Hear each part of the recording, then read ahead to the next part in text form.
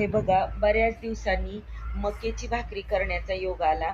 मला मकेची भाकरी खूप आवडते. पण आता हल्ली कोण मकाची भाकरी खात नाही जास्त.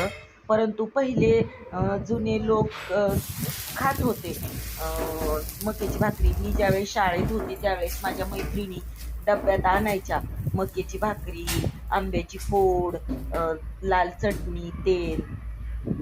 ती खूप आवडायची मला ती खायला.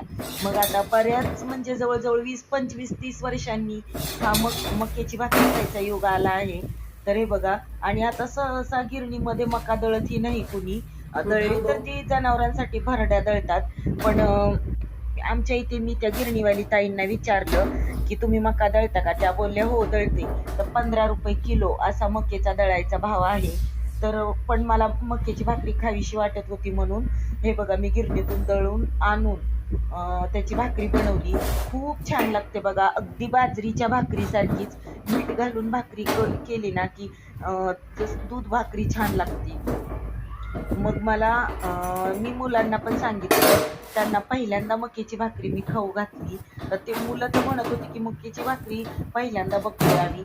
त्यांनी तो दुकानात 1 रुपयाचा बांबूच बघितलेला. मक्याची भाकरी कधी खाल्ली नव्हती, पण आज तो पहिल्यांदा त्यांनी मक्याच्या भाकरीचा